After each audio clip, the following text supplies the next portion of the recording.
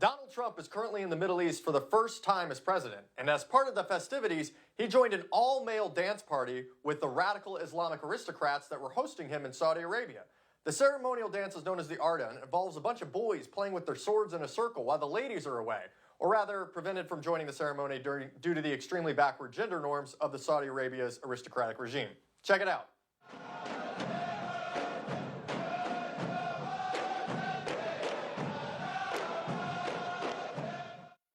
Of course, Trump brought his alt-right white nationalist wrecking crew with him because he doesn't leave home without it.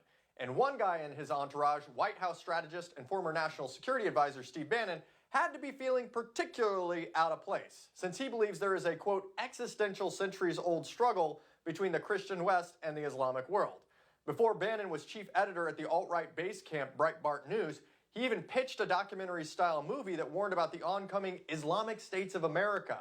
And in the White House, he's the person who's most responsible for the travel ban on people from Muslim-majority countries, which was later overturned in the courts because it's unconstitutional. But all that didn't stop Bannon from getting his groove on with a bunch of radical Islamic aristocrats, because he can be seen here in what is probably the most awkward moment of his entire life. You see, that's like a grand wizard of the KKK showing up to a Chance the Rapper concert. Yeah, it's going to be super awkward. A Salon journalist once described Bannon's anti-Islam influence on the White House this way, quote, amid the atmosphere of overwhelming chaos, the early days of Trump's reign have made clear, however, that Islam is public enemy number one and serves as the centerpiece of Steve Bannon's ethno-nationalist agenda. And here's what Bannon has to say about Muslims in his own words. Quote, we are in an outright war against jihadist Islamic fascism, and this war is, I think, metastasizing far quicker than governments can handle it. I believe you should take a very, very, very aggressive stance against radical Islam. If by very, very aggressive stance, did you mean dance party? Psst.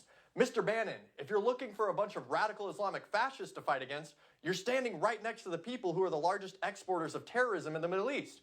But the real problem here? It's the bigotry, stupid. You see, when folks inside the White House become cheerleaders for a clash of civilizations along religious and ethnic lines, they're helping recruit terrorists around the world. Leaders of ISIS have even expressed appreciation for Trump's anti-Islamic white nationalism, specifically because it helps them recruit disillusioned followers and boost sympathies for their bizarre theocratic worldview. Here's what a senior Islamic State commander in Afghanistan said, quote, this guy Trump is a complete maniac. His utter hate towards Muslims will make our job much easier because we can recruit thousands. And that's a guy who's a terrorist. So as the architect of the Muslim ban, that makes Bannon the #1 recruiter for Al-Qaeda and ISIS in the Middle East and around the world. And that's why Bannon is one of the most dangerous people we've ever had down the hall from the Oval Office. I'm Ryan Clayton. This is Content News. Come back daily for the news where we're free